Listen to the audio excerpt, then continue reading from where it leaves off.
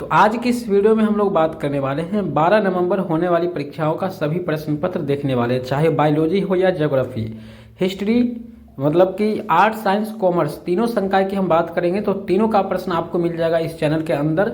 तो फिलहाल अभी हम 12 नवंबर वाले प्रश्न देखेंगे। ज्योग्राफी जिसको भूगोल कहते हैं, इसका विषय कोड है 323।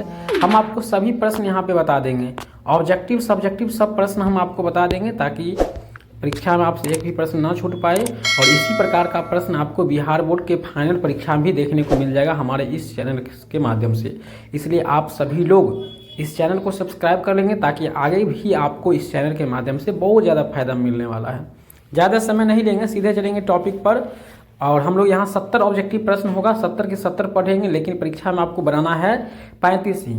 और 70 के 70 हम लोग इसलिए पढ़ेंगे क्योंकि बोर्ड परीक्षा में भी यहाँ से प्रश्न छप जाती है, यानी फाइनल जो परीक्षा आपका फरवरी में होने वाली है वहाँ पर भी प्रश्न यहाँ से छप जाती है। तो इसलिए हम लोग 70 के 70 प्रश्न देखेंगे। यहाँ पे समय सारणी ध्यान रखिएगा आप लोग। समय जो है आपको यहाँ पर 3 घंटा मिलता है, 70 नंबर का पूरा होता है, 30 नंबर प्रैक्टिकल होता है आपका, 35 नंबर ऑब्जेक्टिव और 35 नंबर सब्जेक्टिव का प्रश्न पूछा जाता है, जिसमें 70 ऑब्जेक्टिव में से 35 आपको बनाना रहता है। तो हम लोग चलेंगे, ज़्यादा समय नहीं लेंगे, आधा घंटा में हम आपको पूरी क्लास ख़त्म कर देंगे, आपका ऑब्जेक्टिव सब्जेक्टिव सभी का, ठीक ना। तो यहाँ पर सबसे पहले तो हम समझा ही दिए हैं आप लोग को कि 1 से 70 तक प्रश्न रहेगा, जिसमें से कोई भी 35 प्रश्न का आपको उत्तर दे देना है, कोई दिक्कत नहीं होगा। जो भी प्रश्न आपको आता होगा किसी का भी उत्तर आप दे सकते हैं यहाँ पर, ठीक ना। तो पहला प्रश्न है आपके सामने, पर्यटन भूगोल और संसाधन भूगोल मानव भूगोल के किस क्षेत्र की उपशाखाएं हैं। तो मेरे भाई ये जो है आर्थिक भूगोल की एक शाखाएं हैं, ठीक है। पर्यटन मतलब होता है घूमने वाली जगह, संसाधन भूगोल मानव भूगोल के किस क्षेत्र की उपशाखाएं हैं, तो ये आर्थिक भूगोल हो जाएगा, ऑप्शन ए। दूसरा नंबर प्रश्न है, निम्नलिखित में से कौन उपागम उपनिवेश युग में प्रचलित था। उपागम उपनिवेश युग में प्रचलित था, तो यहाँ पर जो है उत्तर चला जाएगा उत्तर आधुनिकतावाद की ओर चला जाएगा, ऑप्शन डी हो जाएगा, पोस्ट मॉडर्निज्म, ठीक। हॉटएनटॉट किस महाद्वीप में आता है। हॉटएनटॉट किस महाद्वीप में आते हैं, तो यह जो आते हैं ये आते हैं अफ्रीका महादेश में, ऑप्शन आपका सी की ओर चला जाएगा, बिल्कुल सही आंसर है आपका। चौथा प्रश्न है, निम्नलिखित में से कौन लोगों और पर्यावरण के बीच की अंतःक्रिया का सर्वाधिक महत्वपूर्ण कारक है। कहा जा रहा है कौन जो है वातावरण और लोगों के बीच का जो अंतःक्रिया है, तो वो आपका हो जाएगा ह्यूमन इंटेलिजेंस, यानी मानव, यहाँ पर प्रौद्योगिकी टेक्नोलॉजी हो जाएगा, ठीक है। पांचवा है, निम्नलिखित में से कौन सामाजिक भूगोल से संबंधित है। मेरे भाई सामाजिक भूगोल से जो संबंधित है वो है आपका कृषि भूगोल, सांस्कृतिक संसाधन भूगोल, सैन्य भूगोल। तो यहाँ पर जो है आपका सांस्कृतिक भूगोल जो है ये सामाजिक भूगोल से संबंधित है, ठीक है। अगला प्रश्न है 6 नंबर, यहाँ पर है 6 नंबर प्रश्न को देख लेते हैं। साक्षरता मापन की न्यूनतम आयु कितनी होनी चाहिए। तो हम बात कर रहे थे साक्षरता मापन के लिए न्यूनतम आयु जो होती है वो कितनी होती है, तो 7 वर्ष, यानी 7 वर्ष के अगर हैं तो आप उसमें गिनती किया जाएगा। बुशमैन संबंधित है किससे, बुशमैन जो संबंधित है यहाँ पर तो कलाहारी से लगा हुआ है, लेकिन आपका जो आंसर यहाँ पे चला जाएगा वो कलाहारी की ओर ही चला जाएगा, ऑप्शन बी की ओर चला जाएगा। 8 नंबर प्रश्न, निम्नलिखित में से कौन सही युग्म है। यहाँ पे थोड़ा सही युग्म की बात हो रहा है, तो सही युग्म जो हो जाएगा वो आपका कौन, स्वचालित वाहन उद्योग, पोत निर्माण उद्योग। यहाँ पर थोड़ा सा मिलान करना है, यहाँ पे लौह इस्पात जो हो जाएगा ये पीटर्स वर्ग से संबंधित है, यहाँ पर जो है ये आंसर आपका सी हो डी हो जाएगा। फूल उत्पादन के लिए प्रसिद्ध है नीदरलैंड, नामीबिया, ब्राजील, मैक्सिको। तो फूल का उत्पादन के लिए जो प्रसिद्ध है मेरे भाई वो आपका नीदरलैंड जो है प्रसिद्ध है, ऑप्शन ए। 10वां प्रश्न, निम्नलिखित में से कौन भूमध्य सागरीय कृषि क्षेत्र नहीं है। भाई भूमध्य सागरीय कृषि क्षेत्र नहीं है, तो इसके लिए जो आपका ऑप्शन चला जाएगा वो ऑप्शन कहाँ पे चला जाएगा, तो ऑप्शन डी हो जाएगा, दक्षिणी यूरोप। सिलिकन घाटी कहाँ अवस्थित है। 11 नंबर प्रश्न है, सिलिकन घाटी कहाँ अवस्थित है, तो यह जो अवस्थित है आपका San Francisco, Moscow, Perth, Delhi. तो ऑप्शन ए सैन फ्रांसिस्को हो जाएगा। 12 नंबर है, लॉरेन सार प्रदेश उत्पादित करता है। लॉरेन सार प्रदेश किस चीज़ के उत्पादन करता है, तो यहाँ पर जो हो जाएगा आपका आंसर चला जाएगा आयरन ओर की ओर, यानी ऑप्शन नंबर आपका यहाँ पर सही जो हो जाएगा ए हो जाएगा, लौह अयस्क, जिसको हम लोग आयरन ओर कहते हैं। 13 है, निम्नलिखित में से कौन उपनिवेशवाद का देन है। तो उपनिवेशवाद का जो देन है, हालांकि इनमें सभी ऑप्शन मिल जाता है। जब भी आपको आर्ट्स में ऐसा मिले तो आपको वहाँ पे सावधानी से आंसर करना है। रोपण के से आंसर यहाँ पे हो जाता है आपका। निम्नलिखित में से कौन भू उपयोग संवर्ग है? भू का मतलब भूमि होता है, भूमि का कह रहा उपयोग संवर्ग है, तो संवर्ग उपयोग जो यहाँ पर है इनमें से सभी बात हो जाएगा। ठीक है, ज़्यादातर हमने चर्चा किया ज्योग्राफी या फिर आर्ट्स वाले में, इनमें सभी ऑप्शन ज़्यादातर सही होता है, इसलिए आपको ध्यान से वहाँ पे करना है। एग्जैक्टली अगर पता है आंसर तो आपको क्लिक करना है, नहीं तो इनमें सभी मारना है। व्यक्तिगत स्वामित्व वाली अर्थव्यवस्था कहाँ है? तो व्यक्तिगत जो होता है वो पूंजीवादी में होता है, जो किसी खास व्यक्ति के हाथ में पूंजी होता है। अगला प्रश्न है 16 नंबर, निम्नलिखित राज्यों में से किसमें प्रमुख कोयला क्षेत्र स्थित है? जो सबसे प्रमुख कोयला क्षेत्र है वो आपका झारखंड में कोयला का उत्पादन सबसे अधिक होता है। 17 नंबर प्रश्न है, निम्नलिखित में से कौन सही युग्म है? यहाँ पर युग्म से क्वेश्चन अब पूछने लगा है। पंजाब की राजधानी चंडीगढ़ है, हरियाणा की चंडीगढ़ है, चंडीगढ़ की राजधानी चंडीगढ़ है, तो 22 सभी बात सही है, ऑप्शन डी। 18 है, निम्नलिखित में से, हाँ भाई, निम्नलिखित में से कौन औद्योगिक नगर है भाई? तो औद्योगिक नगर जो है वो आपको जमशेदपुर लगा हुआ है, तो कहीं से गलती नहीं लगा हुआ है, आपका जो है ठीक सही लगा हुआ, ऑप्शन ए। 19 नंबर प्रश्न है, व्यापार का संबंध किससे है? तो भैया व्यापार का जो संबंध होता है, बड़ा अच्छा प्रश्न है यहाँ पर। तो प्राथमिक क्रियाकलाप, द्वितीयक क्रियाकलाप, तृतीयक और चतुर्थ, तो क्रियाकलाप से प्रश्न है यहाँ पे। तो व्यापार जो संबंधित होता है, कुछ लोग प्राथमिक मारता है, लेकिन ये तृतीयक क्रियाकलाप से संबंधित होता है। किन दो देशों के विद्वानों ने मानव विकास सूचकांक का विकास किया था? मानव विकास सूचकांक का जो विकास किया था वो दो देशों का नाम है, आपका हो जाएगा यहाँ पे, जिसमें आपका देश भारत भी है, और भारत और पाकिस्तान ये दोनों हो जाता है। विश्व के प्रमुख समुद्र पतन किस प्रकार के हैं? तो विश्व के प्रमुख समुद्र पतन जो है किस प्रकार के हैं? तो ये विस्तृत पतन है, मतलब होता है कि कम्प्रीहेंसिव प्रोपोर्श है। 22 है, भारत का सबसे लंबा राष्ट्रीय जलमार्ग क्या है? तो भाई इसको तो सब बच्चे को याद होना चाहिए, सभी लोग को याद होना चाहिए। सभी लोग चैनल को ईमानदारी पूर्वक सभी भाई बहन सब्सक्राइब कर लेंगे, वीडियो को आगे भी शेयर करेंगे। NH 44 है आपका सबसे लंबी राष्ट्रीय राजमार्ग है, और राष्ट्रीय राजमार्ग 7 भी अगर ऑप्शन में रहेगा तो वो भी मारते हैं आप। 23 नंबर प्रश्न है, निम्नलिखित नगरों में कौन नदी पर स्थित है? नगरों में कौन नदी पर स्थित है? तो नदी जो पर स्थित है वो कोलकाता, ये तो पता ही है, बंगाल की खाड़ी के पास है ये। नर्मदा बेसिन किन दो नदी बेसिन के बीच अवस्थित है? देखिए नर्मदा बेसिन किन दो नदी की बेसिन के बीच स्थित है? तो यह जो है गंगा तो यहाँ पर नहीं होगा, माही और तापी नदी के बीच में स्थित है। मैग्नीज निक्षेप पाया जाता है कहाँ पे? थोड़ा सा प्रॉब्लम हुआ था, ध्यान दीजिएगा। मैग्नीज निक्षेप पाया जाता है कहाँ पाया जाता है? तो इसका जो आंसर हो जाएगा 25 नंबर का, वो ऑप्शन आपका बी की ओर चला जाएगा, गोंडवाना करम में, ऑप्शन नंबर बी। 26 नंबर प्रश्न है, कोरबा खनन क्षेत्र अवस्थित है कहाँ? तो ये छत्तीसगढ़ में अवस्थित है। ठीक है, सभी लोग सब्सक्राइब कर लेंगे, वीडियो को लाइक कर लेंगे, थोड़ा सा भी कंजूसी नहीं करेंगे यहाँ पे। तो 26 नंबर का आंसर जो आपका, हाँ शेयर प्लीज शेयर भी कीजिएगा, थोड़ा शेयर भूल गए थे तो आप लोग शेयर भी कर लीजिएगा। ठीक है ना, अच्छा रहेगा, हम सभी लोगों के लिए अच्छा रहेगा, आपको उससे लॉस नहीं लगता है भाई।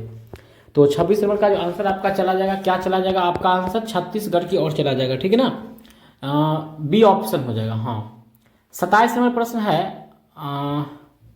निम्नलिखित तो कौन नदी तट पर नगरों में, यहाँ पर तो कोलकाता हमने आपको बता दिया था।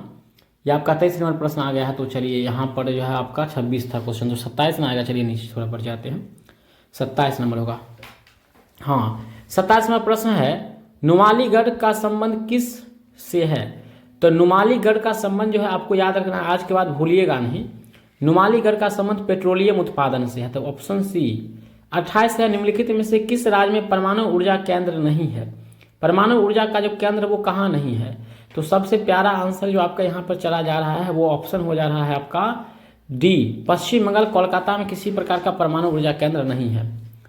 29 है, गुरु महिसानी प्रसिद्ध है किसके लिए? बड़ा ही टफ क्वेश्चन इस बार पूछ दिया है, लगता है ऐसा ही बोर्ड में एग्जाम रहेगा। लौह अयस्क के लिए प्रसिद्ध है। हाथी दांत उद्योग संबंधित है किससे?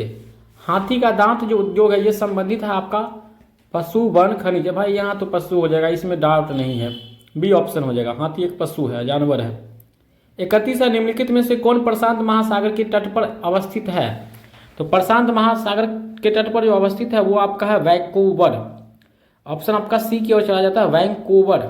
ठीक है, 32 नंबर प्रश्न है, निम्नलिखित में से कौन प्राकृतिक संसाधन नहीं है?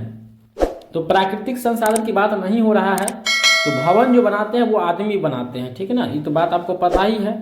तो भवन देखिए नहीं कहा जा रहा है तो नहीं भवन हो जाएगा। 33वां प्रश्न है, लौह अयस्क किस प्रकार का संसाधन है? मेरे भाई लौह अयस्क जो होता है वो क्या होता है, समाप्त होने वाला होता है, ठीक है ना। तो वो कैसा संसाधन आपका हो जाएगा, वो हो जाएगा नॉन रिन्यूएबल रिसोर्स हो जाएगा, यानी अनवीकरणीय संसाधन हो जाएगा। 34वां प्रश्न, वर्ष 2011 में भारत की जनसंख्या कितनी थी? देखिए प्रश्न जो है काफी यहाँ से आएगा बोर्ड में भी। तो 2011 की जनसंख्या जो 12 से लेकर के 1 करोड़ तक था, आपका 101 से लेकर के 101 करोड़ तक था, ठीक है, 121 से ऊपर था। निम्नलिखित राज्यों में किसकी जनसंख्या घनत्व सबसे अधिक है? तो इसमें कहने की बात नहीं है, बिहार, और बिहार के बाद आता है यूपी, ठीक है ना, तो यूपी यहाँ पर है ही नहीं। निम्नलिखित में से कौन सही है? तो यहाँ पर सही की बात जो अगर हुआ है तो यहाँ पर आपको समझ मिला, चेन्नई तमिलनाडु की राजधानी, इनमें से सभी बात जो सही है। निम्नलिखित में से कौन चतुर्थ क्रियाकलाप से संबंधित नहीं है? तो चतुर्थ क्रियाकलाप से संबंधित नहीं है वो मौद्रिक, बैंकिंग, सॉफ्टवेयर, अनुसंधान, सूचना, यहाँ पर मौद्रिक प्रणाली हो जाएगा, ठीक है। फाइनेंशियल जो होता है वो होता है तृतीयक से होता है। पनामा नहर के निर्माण के बाद सर्वाधिक लाभ किस देश को प्राप्त हुआ है? तो पनामा नहर के जब निर्माण हो गया तो सबसे अधिक किस देश को लाभ हुआ है यहाँ से? तो वो है संयुक्त राज्य अमेरिका को लाभ हुआ है, ज्यादातर तो नहर उधरे बना है। 10वीं पंचवर्षीय योजना कब समाप्त हुई? तो देखिए 10वीं पंचवर्षीय योजना जो समाप्त हुई है 2007 में हुई है, ठीक है ना। अगला प्रश्न है, किस प्रदेश की आर्थिक विकास किस कारक पर निर्भर करती है? किसी प्रदेश की आर्थिक विकास किस कारक पर निर्भर करती है?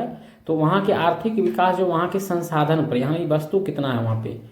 हरिके बराज का संबंध किससे है? हरिके बराज का संबंध जो है वो किससे है? सोन नहर से, इंदिरा गांधी नहर, इनमें सभी सरहिंद नगर से। देखिए यहाँ इनमें सभी ऑप्शन है, तो यहाँ पर थोड़ा समझदारी के साथ मारिए, बी ऑप्शन हो जाएगा। 42वां प्रश्न है, ध्वनि प्रदूषण को मापने की इकाई को क्या कहते हैं? सेंटीमीटर, मिलीमीटर, डेसीमीटर, इनमें से कोई नहीं। तो जो ध्वनि को हम लोग मापते हैं वो डेसीमीटर से मापते हैं। 43वां प्रश्न है, निम्नलिखित में से कौन अम्ल वर्षा का कारण है? जल प्रदूषण से अम्ल वर्षा तो नहीं हो सकता है, ध्वनि प्रदूषण से कोई प्रभाव नहीं है, तो वायु प्रदूषण, एयर पॉल्यूशन से ही होता है, ठीक है। 35 प्रश्न ही आपको बनाना है, हमने आपको 44 तक बताया है और 70 तक बताएंगे। किस पड़ोसी देश से सर्वाधिक प्रवासी भारत में आए हुए हैं? तो सबसे ज्यादा प्रवासी जो भारत आए हुए हैं वो नेपाल और बांग्लादेश, 2 जगह से, सबसे ज्यादा बांग्लादेश से आए हुए हैं। ऑस्ट्रेलिया के किस भाग में पार महाद्वीप रेल मार्ग विकसित है? तो ऑस्ट्रेलिया की बात हो रहा है, ऑस्ट्रेलिया के किस भाग में? पूर्व, पश्चिम, उत्तर, दक्षिण, तो दक्षिणी भाग, साउथ एरिया की बात है। ITDP क्या है? बड़ा ही अच्छी बात है। ITDP क्या है आपका? तो ITDP जो है ये समन्वित जनजातीय विकास प्रोग्राम है, ऑप्शन ए हो जाएगा। निम्नलिखित में से यहाँ पे अगला प्रश्न हो जाएगा, कौन खाद्य फसल है? यानी खाने वाला फसल कौन सा आपका है? चुकंदर, कॉफी, चाय, गेहूं।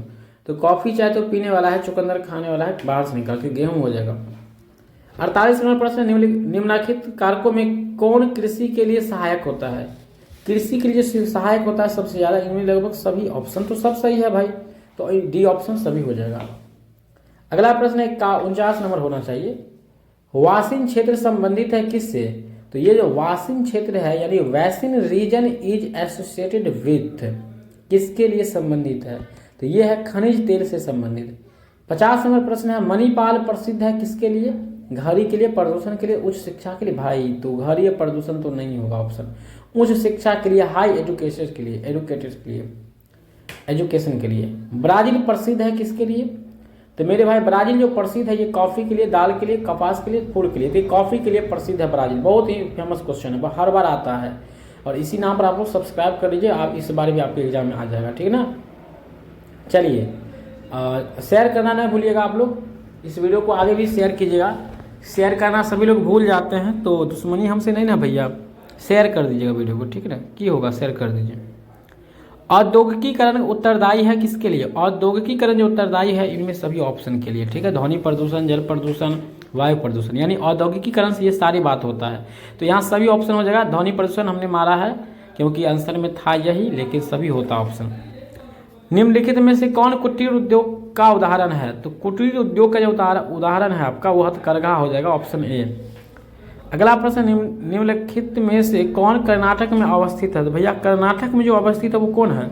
तो बाबा बुदन पहाड़ी हम्पी कर्नाटक में है, और बाबा बुदन पहाड़ी भी कहाँ स्थित है? वही स्थित है, ठीक है ना। निम्नलिखित में से कौन नगर सबसे उत्तर में अवस्थित है? ऐसा एक नगर है जो सबसे ज़्यादा उत्तर में जाकर स्थित है, वो नागपुर है, ठीक। निम्नलिखित नदियों में कौन दक्षिण भारत में आता है? दक्षिण भारत में आने वाली नदी जो है आपका कौन हो जाएगा? तो दक्षिण भारत की बात हो रहा है, तो यानी साउथ चल जाइए, यानी तमिलनाडु और किधर चल जाइए, तो उधर जो नदी है आपका गोदावरी नदी है। 57 और प्रश्न, निम्नलिखित में किसका संबंध जल संरक्षण से है? तो मेरे भाई जल संरक्षण से जो संबंधित है वो है क्या? हरियाली, नीरू मीरू, अरवारी, पानी पसंद। तो यहाँ पर जो ऑप्शन हो जाएगा आपका ऑप्शन डी हो जाएगा, सही बात है, ठीक है। 58 प्रश्न है, रालगढ़ सिद्धि गांव किस राज्य में अवस्थित है? तो यह किस राज्य में अवस्थित है भाई?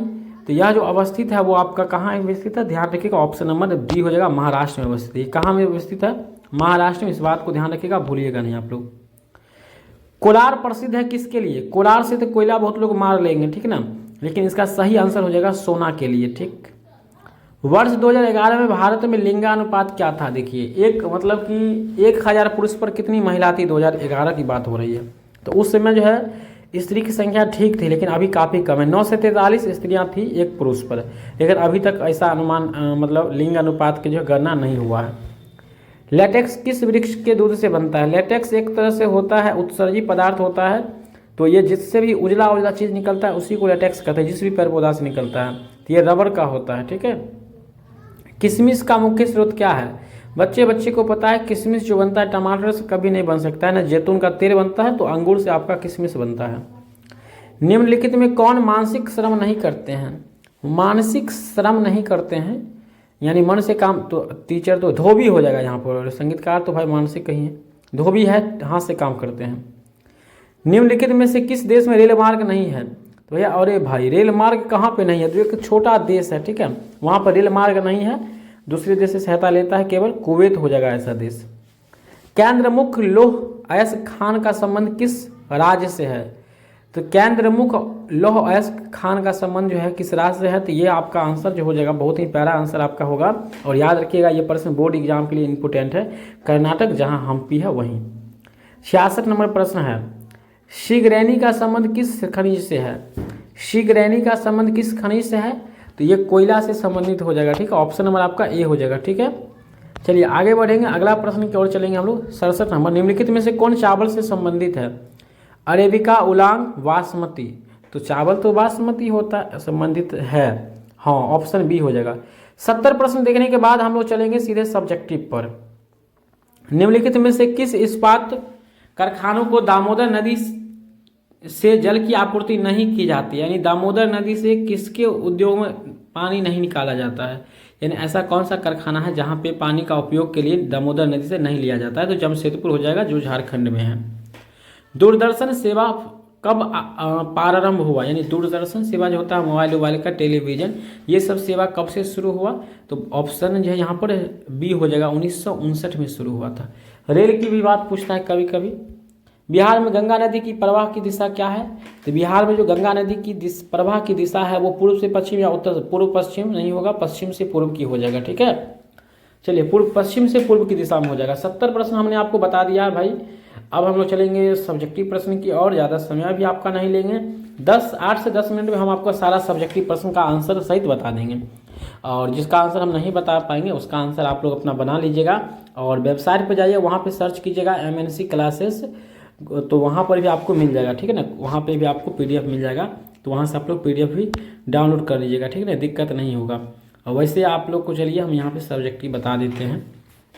सभी लोग वीडियो को लाइक कर लीजिएगा, किसी प्रकार की कंजूसी नहीं कीजिएगा, किसी प्रकार की थोड़ी भी कंजूसी करिएगा तो समस्याएं आ जाएगा हम दोनों के लिए भाई, ठीक है।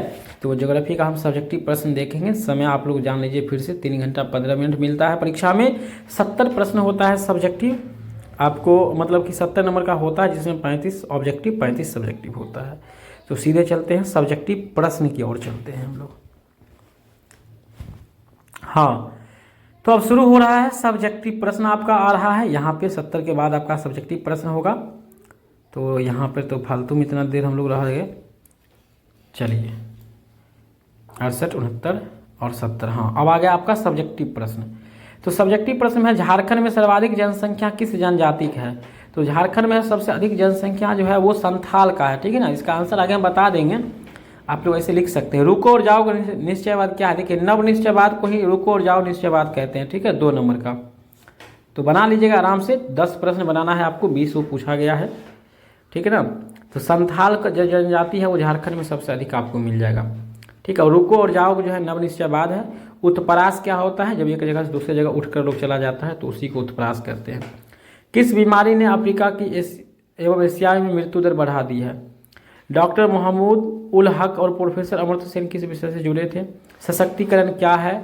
ये प्रश्न भी मतलब बोर्ड एग्जाम के लिए इंपोर्टेंट है। ऋतु प्रवास से आप क्या समझते हैं? अंगूर की कृषि किस प्रदेश में की जाती है? महाराष्ट्र, कर्नाटक, याद रखिएगा। खनन क्रिया कितने प्रकार की होती है? 3 प्रकार की होती है, स्थल और भूमिगत। प्रकीर्णन बस्ती क्या है? तो वही मरीन बस्ती को कहते हैं। भारत के 4 मुख्य भाषा परिवारों का नाम। जीवन प्रत्याशा बढ़ाने के लिए किन 2 कारकों का नाम लिखिए, आपको कह रहा है। कृषि आधारित और खनिज आधारित उद्योगों में अंतर आपसे पूछा जा रहा है। तो किला नगर में 2 उदाहरण दीजिए। अलग क्वेश्चन था थोड़ा। कृषि आधारित और खनिज आधारित उद्योगों में अंतर पूछा गया है। कोयला के विभिन्न प्रकारों का नाम पूछा। कितना आसान क्वेश्चन है, देखिए सब प्रकार का नाम हम आपको बता चुके हैं। चीनी उद्योग यहाँ पे है। उत्तर भारत के दक्षिणी भारत में स्थानांतरित होने के किन्हीं कारणों को बताइए। यानी चीनी का उद्योग जो है उत्तर भारत से दक्षिण भारत में स्थानांतरित होता है, उनका कारण आपको बताना है। योजना आयोग का गठन किस वर्ष हुआ था, ये बताना है। संचार के व्यक्तिगत सार्वजनिक साधनों के 2 उदाहरण दीजिए आप। भारत से निर्यात होने वाली किन्हीं 4 वस्तुओं का उल्लेख कीजिए, 20 नंबर प्रश्न है आपका। तो भारत से क्या क्या विदेश या अलग जाता है उसको बात लिखना है। 5वां नंबर उद्योग की अवस्थिति को प्रभावित करने वाले कारकों का वर्णन करना है आपको, ठीक है। यहाँ पर 3 प्रश्न आपको बनाना होगा, 5 नंबर का होगा 3 प्रश्न, ठीक है ना। पैटर्न बहुत लोग नहीं समझ पाते हैं भाई, इसलिए समझा देते हैं। तो आप लोग को यहाँ पे 5 नंबर का प्रश्न होगा। तो 3 प्रश्न आपको बनाना है। अंतर्राष्ट्रीय व्यापार, शुष्क कृषि और आर्द्र कृषि में अंतर। भारत में नगरों की समस्या का उल्लेख कीजिए। रोपण कृषि की किन्हीं 5 विशेषताओं की व्याख्या कीजिए। भारतीय अर्थव्यवस्था में सड़क परिवहन के महत्व का वर्णन कीजिए। तो यहाँ पे आंसर है पहला, जो हमने आपको बता ही दिया था ऊपर में। संथाल यहाँ पे जाति से सबसे अधिक है, लघु उत्तरीय है, 2 नंबर का प्रश्न है। आंसर थोड़ा और आपको बढ़ा के लिखना है, थोड़ा हमने यहाँ पे शॉर्टकट मार दिए हैं, तो आप लोग थोड़ा बढ़ा चढ़ा का आंसर लिख लीजिएगा ताकि दिक्कत ना हो परीक्षा में। तो वहाँ पे जो है झारखंड में जो है संथाल जनजातियों की संख्या जो सबसे बड़ी देखी जाती है। रुको और जाओ निश्चयवाद क्या है? तो देखिए, उन्होंने है यहाँ पर, तो उन्होंने नहीं होता, वैज्ञानिक होता। वैज्ञानिकों ने नव निश्चयवाद यानी रुको और जाओ निश्चयवाद का नारा दिया था, जिसके अनुसार पर्यावरण को बोला नुकसान भी नहीं हो, नुकसान किए बिना जो समस्याओं को सुलझाना जाना, विकास की संभावना को तलाशने पर जोर देता है। यही है रुको और जाओ निश्चयवाद। उत्परास क्या है मेरे भाई? उत्परास का मतलब है कि किसी व्यक्ति का अपना देश को छोड़कर किसी दूसरे देश में अस्थायी रूप से बसने का इरादा उत्परास के कारण हो सकता है, ठीक है। उत्परास हो जाएगा ऑप्शन आपका, मतलब आंसर ये हो जाएगा 3 नंबर प्रश्न का। अगला जो प्रश्न आपके सामने आएगा मेरे भाई, वो प्रश्न है कि डॉक्टर महबूब उल हक और प्रोफेसर अमर्त्य सेन किस विषय से जुड़े थे। तो ये दोनों का जो विषय है, ये दोनों घनिष्ठ मित्र भी थे, और यहाँ पे ये दोनों घनिष्ठ मतलब कि गहरा मित्र थे। और डॉक्टर हक के नेतृत्व में दोनों ने आरंभिक मानव विकास प्रतिवेदन निकालने के लिए कार्य किया था। इन दोनों दक्षिण एशियाई अर्थशास्त्रियों ने विकास के वैकल्पिक संचार का प्रतिपादन किया। दोनों आदमी का भूमिका था इसमें, ठीक है। चलिए आगे बढ़ते हैं। 7वां है ऋतु प्रवास से आप क्या समझते हैं? 10 प्रश्न आपको जवाब देना है, कोई भी 10 प्रश्न। तो ऋतु प्रवास का मतलब होता है, ऋतु प्रवास एक प्रकार का पशुचारण या खानाव दोष है जो निश्चित ग्रीष्मकाल और शीतकाल के चरागाह के बीच पशुदान की मौसमी स्थानांतरण होता है। यानी पशुओं को नहीं होता, जैसे तोता देखे होंगे कि गर्मी के मौसम में किसी और एरिया में चला जाता है और ठंडी में कहीं और चला आता है, तो वही होता है। अंगूर की कृषि वाला हमने पहले ही बता दिया था। अंगूर की खेती महाराष्ट्र और कर्नाटक जैसे राज्यों में मुख्य रूप से बहुत ज़्यादा होता है, तो वही इसकी विशेषता हो गई। 9 नंबर प्रश्न है खनन क्रिया कितने प्रकार की होती है? 3 प्रकार की। तलीय खनन, जलोढ़ खनन, भूमिगत खनन होता है। तो यहाँ पर आपका 3 हो गया, जो तीनों नाम आपको ध्यान रखना है, ठीक है। भारत के 4 मुख्य भाषा परिवारों का उल्लेख करना है आपको। तो 4 भाषा का उल्लेख करना है। भारत में बोली जाने वाली 4 प्रमुख भाषा परिवार ये है: भारोपीय भाषा परिवार, द्रविड़ भाषा परिवार ऑस्ट्रो एशियाटिक भाषा परिवार और चीनी तिब्बती भाषा परिवार है यहाँ पर, ठीक है। तो यहाँ पर ये ऑप्शन आपका हो जाएगा, मतलब आंसर हो जाएगा। चलिए, कृषि गहनता को परिभाषित कीजिए आप लोग। कृषि गहनता समय समय पर प्रति इकाई क्षेत्र के आधार पर एक रूप या किसी अन्य इनपुट में वृद्धि के माध्यम से भूमि उत्पादक बढ़ाने की एक प्रक्रिया है कृषि गहनता।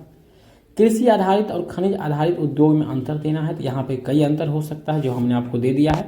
इसको अलग अलग करके आप लोग को लिख लेना है, ठीक है ना। थोड़ा अलग अलग करके भी आप डिवाइड कर 2 पार्ट में बांट कर भी अंतर लिख सकते हैं। तो यहाँ पर है। और दूसरा नंबर है उदाहरण के लिए खाद्य संसाधन सूचती वस्त्र। तो आप लोग इसका स्क्रीनशॉट ले लीजिएगा। नहीं, स्क्रीनशॉट कहाँ लीजिएगा, जाइए वेबसाइट पर डाउनलोड कर लीजिएगा आप, वो अभी मिल जाएगा। कुछ देर बाद आप लोग वहाँ पे अपडेट कर दिया जाएगा तो मिल जाएगा, ठीक है। गूगल पे सर्च कीजिएगा तो वहाँ पे मिल जाएगा आपको www.madhavmc.com या BSV गुरुजी MNC क्लासेस। 5 नंबर का प्रश्न है, थोड़ा थोड़ा हिंट कर देते हैं, आप लोग बना लीजिएगा। यहाँ पे उद्योग की अवस्थिति को प्रभावित करने वाले कारकों का वर्णन कीजिए। उद्योग की अवस्थिति को प्रभावित करने वाला एक प्रमुख कारण होता है संचार, परिवहन, भूमि, विद्युत, कच्चा माल, श्रम पूंजी, ये सब होता है। तो ऑल लोग, सभी लोग सब्सक्राइब करेंगे, वीडियो को शेयर करेंगे और वीडियो को लाइक करके आगे जरूर भेजेंगे। तो यहाँ से आपका 5 नंबर का प्रश्न है, 3 वो बनाना पड़ता है दीर्घ उत्तरीय प्रश्न, ठीक है। 6 प्रश्न होता है, इसमें से किन्हीं 3 प्रश्नों का उत्तर आपको देना होता है। 200 से 250 शब्दों में आपको आंसर देना पड़ता है, तब जाके आपको 5 अंक मिलता है मेरे भाई। ध्यान से समझ कर रखिएगा, ठीक है। तो वीडियो को लाइक अगर अभी तक नहीं किए हैं तो हमारा बोलना बेकार है भाई, लाइक कर लीजिए, ठीक है। इसमें आपको 1 रुपया की खर्च नहीं आएगा, थोड़ा सा हमें खुशी मिल जाएगी और हम और तेज़ी के साथ और अच्छी से आपके लिए काम करेंगे और वीडियो लगातार देंगे और आपको हेल्प करेंगे, ठीक है। तो आप लोग वीडियो को लाइक करके आगे शेयर कीजिए। शुष्क कृषि और आर्द्र कृषि में अंतर है, थोड़ा सा यहाँ पर भी हिंट कर दिया। शुष्क कृषि फसल के लिए सिंचाई कम आवश्यकता पड़ती है, आर्द्र कृषि में फसलों की जरूरत से अधिक जल और वर्षा की आवश्यकता होती है। तो मुख्य अंतर ये हो गया, और भी अंतर आप निकाल लीजिएगा यहाँ पे, ठीक है। और भी अंतर यहाँ पर निकल जाएगा आपका। और आपका है भारतीय अर्थव्यवस्था में सड़क परिवहन के महत्व को बताइए। तो सड़क परिवहन का महत्व आपको बताना है, ठीक है। तो यहाँ पे सड़क परिवहन का महत्व है कुछ दिया गया है, इसको आप लोग पढ़ लीजिए और समझ में आ जाएगा, दिक्कत नहीं है। तो आप लोग को अगर क्वेश्चन पेपर लेना है मेरे भाई तो आप गूगल पे जाइए, सर्च कीजिए www.madhavmc.com या फिर VSV गुरुजी MNC क्लासेस। सीधी बात, MNC क्लासेस अगर आप गूगल पे सर्च करेंगे तो आपको वहाँ पे मिल जाएगा, ठीक है। वहाँ पे मिल जाएगा वेबसाइट, उस वेबसाइट के अंदर जाइएगा, BSV अपडेट पर जाने के बाद आपको क्वेश्चन पेपर देखने को मिल जाएगा। तो वीडियो को हम विशेष लंबा करना नहीं चाहते हैं। वीडियो अगर आपको पसंद आई है तो वीडियो को लाइक और चैनल को सब्सक्राइब नहीं रुकनी चाहिए। तो आप लोग चैनल को सब्सक्राइब कर दीजिएगा, वीडियो को भी लाइक कर लीजिएगा। हमने आपको ऑब्जेक्टिव सब्जेक्टिव सभी प्रश्न बता दिया है, काफ़ी बोलने में मेहनत लगता है। आप लोग तो मालिक हैं, सुनते रहते हैं, बट वीडियो को लाइक भी नहीं करते हैं। तो भैया लाइक कर लीजिएगा, प्लीज़ लाइक कर लीजिएगा। धन्यवाद इस वीडियो को यहाँ तक देखने के लिए।